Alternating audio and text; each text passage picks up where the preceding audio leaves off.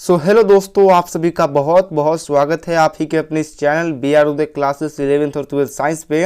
और दोस्तों, आज के इस वीडियो के अंदर हम लोग क्लास 12th इंग्लिश के चैप्टर 3 जिसका नाम है ए पिंच ऑफ स्नूफ, इसके ऑब्जेक्टिव क्वेश्चन को देखने वाले हैं। और साथ ही हम सभी क्वेश्चन को हिंदी अर्थ के साथ समझते चलेंगे, जिससे आपको याद करने में या फिर क्वेश्चन को समझने में किसी प्रकार का कोई भी प्रॉब्लम नहीं होने वाला है। लेकिन दोस्तों, उससे पहले मैं आपको बता दूं कि आपका जो चैप्टर 1 यानी कि इंडियन सिविलाइजेशन एंड कल्चर है और आप लोग का जो chapter 2 Bharat is my home है, उसका मैंने ऑब्जेक्टिव क्वेश्चन, सब्जेक्टिव क्वेश्चन और साथ ही साथ समरी भी करा दिया है। तो अगर आपने उस वीडियो को नहीं देखा है तो जाकर के आप लोग देख सकते हो। उसका आप लोग को उसके प्लेलिस्ट का लिंक आप लोग को नीचे इस वीडियो के डिस्क्रिप्शन में मिल जाएगा। तो डिस्क्रिप्शन में जाइए, वहां से आप लोग प्लेलिस्ट को ओपन कीजिए और वहां पे जो जो वीडियो है आप लोग सभी वीडियो को देख करके अपनी तैयारी को कर सकते हो। चलिए फिलहाल के लिए हम लोग आज की इस वीडियो की शुरुआत करते हैं। देखिए, पहला क्वेश्चन आपसे कहता है कि who is coming to Delhi to see some minister. तो देखो, who is coming to Delhi, Delhi कौन आया था? टू सी सम मिनिस्टर, कुछ मिनिस्टर से मिलने के लिए। तो कुछ मंत्रियों से मिलने के लिए दिल्ली कौन आया था? तो अगर आप लोग ये कहानी पढ़े होंगे तो आपको पता होगा कि कहानी के अंदर एक बहुत ही अच्छा कैरेक्टर है नानू काका, और ये जो नानू काका थे यही दिल्ली आए थे कुछ मिनिस्टर से मिलने के लिए। तो इसका क्या हो जाएगा? ऑप्शन नंबर सी बिल्कुल ही राइट आंसर। अगले क्वेश्चन की ओर बढ़ते हैं। अगला क्वेश्चन आपसे ये कहता है कि ये pinch of snuff is dash story. तो ये पिंच ऑफ स्नूफ जो है वो किस प्रकार की कहानी है, ये आप लोग को बताना है। तो देखिए, ये पिंच ऑफ स्नूफ जो है ये किस प्रकार की कहानी है? तो कॉमिक और एडवेंचरस कहानी है। तो इसका क्या हो जाएगा? ऑप्शन नंबर सी हो जाएगा सेकंड का राइट आंसर। अगला क्वेश्चन आपसे ये कहता है कि a pinch of snuff is written by dash. तो ए पिंच ऑफ स्नूफ जो है ये किनके द्वारा लिखा गया है? तो ये भी आप लोग याद रखिएगा, ये जो लिखा गया है ये है मनोहर मालगुणकर के द्वारा लिखा गया है। तो इसका क्या हो जाएगा? Option number C right answer. अगले क्वेश्चन की ओर हम लोग देख लेते हैं। अगला क्वेश्चन 4 नंबर क्वेश्चन आपसे कहता है कि Nanu Kaka was coming to Delhi to dash. तो यहाँ पे आपको ये बताना है कि नानू काका दिल्ली आए थे और किसके लिए आए थे, आप लोग को ये बताना है कि किस कारण से वो दिल्ली आए थे। टू विजिट रेड फोर्ट यानी कि लाल किला को विजिट करने के लिए आए थे, या फिर टू सी सम मिनिस्टर। तो हमारा आंसर यहीं पे मिल गया कि नानू काका दिल्ली क्यों आए थे? तो टू सी सम मिनिस्टर यानी कि कुछ मंत्रियों से मिलने के लिए आए थे। तो इसका क्या हो जाएगा? ऑप्शन नंबर बी बिल्कुल ही राइट आंसर। अगले क्वेश्चन की ओर बढ़ते हैं। अगला क्वेश्चन आपसे कहता है कि नानू काका has a unique quality of telling dash. तो नानू काका के पास एक यूनिक क्वालिटी है, किस चीज को कहने का? आप लोग को ये बताना है कि नानू काका के पास एक अच्छा क्वालिटी है, लेकिन वो क्वालिटी किस चीज को कहने का है? तो इसका राइट आंसर हो जाएगा लाइज यानी कि झूठ को कहने का। तो झूठ कहने का नानू काका के पास एक मतलब यूनिक क्वालिटी है, ऐसा क्वालिटी है कि आप उनके झूठ को नहीं पकड़ सकते। तो इसका क्या हो जाएगा? Option number C right answer. अगले क्वेश्चन की ओर बढ़ते हैं। अगला क्वेश्चन आपसे कहता है कि नानू काका ट्रेवल्ड इन डैश। तो देखो, नानू काका जो थे उन्होंने किस क्लास में ट्रेवल किया था? जैसे कि वो मान लीजिए दिल्ली आए थे, तो दिल्ली वो ट्रेन से आए थे। तो जब ट्रेन से वो दिल्ली आ रहे थे तब उनके पास जो था वो थर्ड क्लास का टिकट था। कौन क्लास का टिकट था? थर्ड क्लास का टिकट था। लेकिन उसी थर्ड क्लास के टिकट के साथ उन्होंने सेकेंड क्लास के जो डिब्बे होती है यानी कि सेकेंड क्लास का जो ट्रेन होता है उसमें उन्होंने ट्रेवल किया था।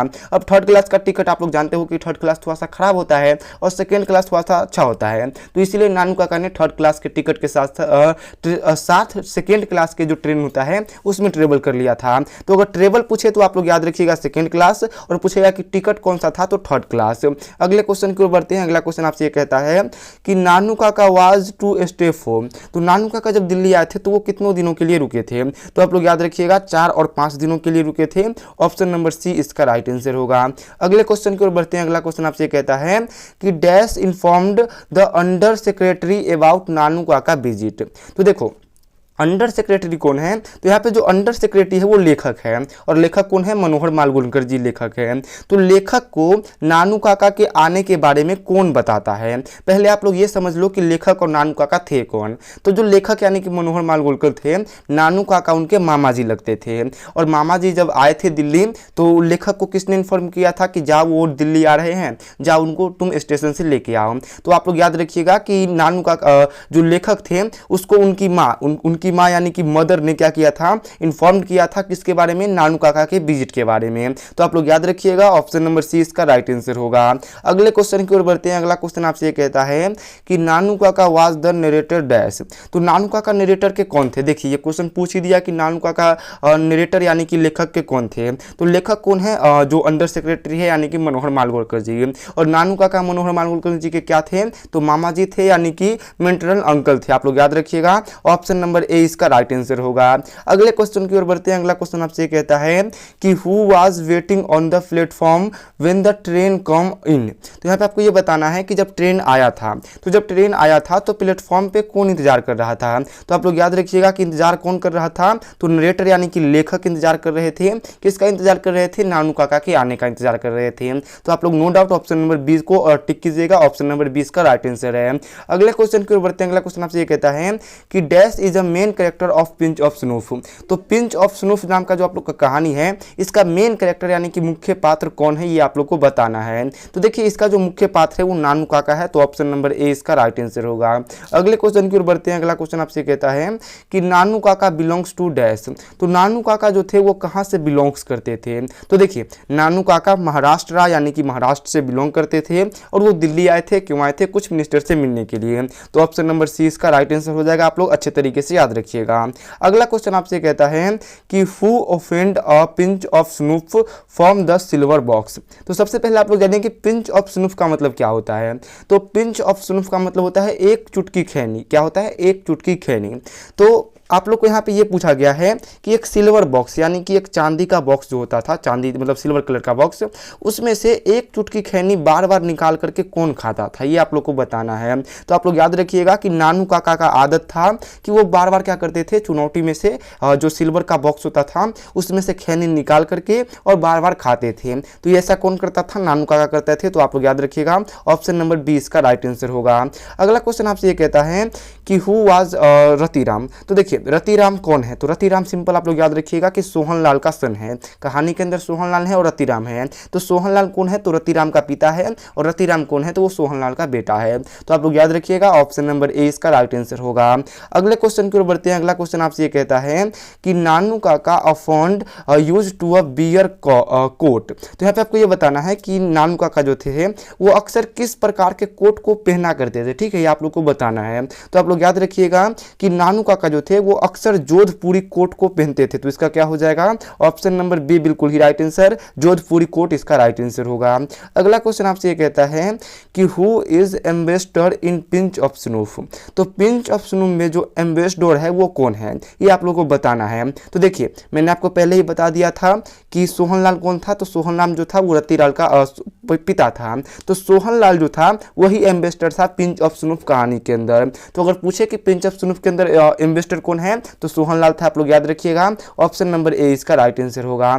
अगला क्वेश्चन आपसे ये कहता है कि minister are regretted as the dash step higher than God. तो देखो आप लोग को यहाँ पे ये बताना है कि मंत्री लोग जो होते हैं वो लोग मतलब भगवान से भी कितने कदम आगे के होते हैं। तो आप लोग याद रखिएगा कि जो मंत्री वगैरह होते हैं वो भगवान से भी 2 कदम आगे होते हैं। मतलब भगवान को अगर आप लोग मंदिर वगैरह जाओगे तो वहाँ पे आपका भगवान से भेंट हो जाएगा, ठीक है, आप मुलाकात कर सकते हो। लेकिन मंत्री वगैरह इतने बिजी होते हैं भाई साहब, ये भगवान से भी 2 कदम ज़्यादा बिजी होते हैं। तो इसका क्या हो जाएगा, ऑप्शन नंबर 20 बिल्कुल ही राइट आंसर। अगला क्वेश्चन आपसे ये कहता है कि narrator and the son of dash worked in the same ministry. तो यहाँ पे आपको ये बताना है कि नरेटर यानी कि लेखक और किसका बेटा जो था वो एक ही साथ काम कर चुका था, ठीक है, एक ही मिनिस्ट्री के अंदर काम करता था। तो आप लोग याद रखिएगा कि सोहनलाल का बेटा और नरेटर यानी कि लेखक जो था वो दोनों एक ही मिनिस्ट्री में एक साथ काम किए हुए था। तो इसका हो जाएगा option number A right answer. अगले क्वेश्चन की ओर बढ़ते हैं। अगला क्वेश्चन आपसे ये कहता है कि who return the personal proposal for the daughter to marry Sohanlal son. तो यहाँ पे आपको ये बताना है कि जो अपने बेटी के शादी का रिश्ता जो था वो सोहनलाल के बेटा जो था वो अपनी बेटी का जो मतलब शादी का रिश्ता है वो किसने सोहनलाल के बेटे के साथ ठुकरा दिया था। तो आप लोग याद रखिएगा कि वेलफेयर मिनिस्टर जो था उसने अपनी बेटी का रिश्ता सोहनलाल के बेटे के साथ ठुकरा दिया था। तो इसका हो जाएगा option number C right answer. अगला क्वेश्चन 20 नंबर आपसे कहता है कि the welfare minister fixed his daughter marriage to the dash prince of dash. तो यहाँ पे आपको ये बताना है कि जो वेलफेयर मिनिस्टर है यानी कि जो कल्याण मंत्री होता है उसने अपनी बेटी का जो शादी है वो बाद में किसके साथ फिक्स किया, कहाँ के राजकुमार यानी कि कहाँ के प्रिंस के साथ फिक्स किया। तो इसका राइट आंसर हो जाएगा कि उन्होंने नेरोन के प्रिंस के साथ क्या किया था, अपनी बेटी का शादी फिक्स किया था। तो ऑप्शन नंबर डी इसका राइट आंसर होगा। अगला क्वेश्चन आपसे ये कहता है कि after visiting Sohanlal Nanu Kaka was again ready to visit dash. तो सोहनलाल के यहाँ विजिट करने के बाद यानी कि जाने के बाद नानू काका फिर से तैयार होते हैं कहाँ विजिट करने के लिए। तो आप लोग याद रखिएगा वेलफेयर मिनिस्टर के यहाँ विजिट होने के लिए। तो ऑप्शन नंबर डी इसका राइट आंसर होगा। अगला क्वेश्चन आपसे 22 नंबर कहता है कि हु ट्रेवल्ड फ्री विथ नानू काका। तो नानू काका के साथ ट्रेन में कौन है जो फ्री में सफर किया था। तो आप लोग याद रखिएगा कि नानू काका जो थे उनके साथ एक किटन था, किटन मतलब होता है बिल्ली का बच्चा, और वो जो बिल्ली का बच्चा था वो नानू काका के साथ बिल्कुल ही फ्री में ट्रेवल किया था। तो ऑप्शन नंबर हो जाएगा इसका डी बिल्कुल ही राइट आंसर। अगले क्वेश्चन की ओर बढ़ते हैं। अगला क्वेश्चन आपसे कहता है कि the mother in pinch of snuff was waiting at dash for her brother. तो देखो जो मदर होती है पिंच ऑफ स्नूफ के अंदर यानी कि लेखक की माँ होती है वो अपने भाई का इंतजार कहाँ पे कर रही होती है। तो इसका राइट आंसर हो जाएगा डोर स्टेप यानी कि दरवाजे पे अपने भाई का इंतजार कर रही होती है। तो आप लोग का हो जाएगा option number C right answer.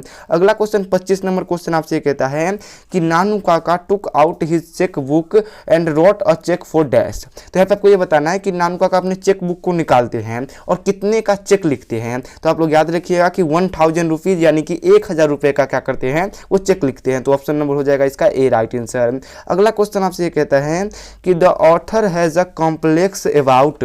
तो जो ऑथर है वो मतलब किस चीज़ के बारे में जटिल है। तो आप लोग याद रखिएगा मिनिस्टर्स के बारे में जटिल है। तो ऑप्शन नंबर इसका हो जाएगा डी बिल्कुल ही राइट आंसर। अगला क्वेश्चन आपसे ये कहता है कि the narrator in pinch of snuff, यहाँ पे ये पिंच हो जाएगा, pinch of snuff was a और एन प्रोबेशन। तो यहाँ पे आपको ये बताना है कि जो लेखक है पिंच ऑफ स्नूफ के अंदर वो मतलब किस पद पे है आप लोग को ये बताना है। तो वो अंडर सेक्रेटरी है, आप लोग याद रखिएगा ऑप्शन नंबर सी इसका राइट आंसर होगा।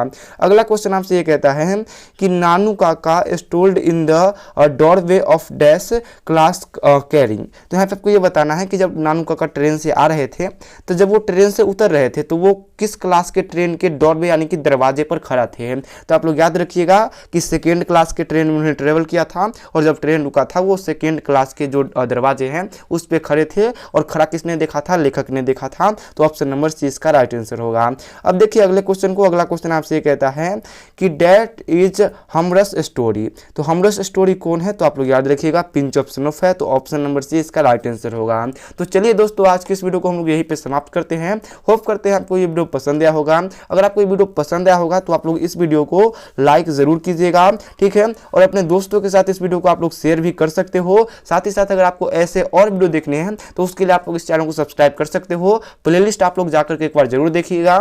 मिलते हैं आपसे नेक्स्ट वीडियो में, तब तक के लिए बाय।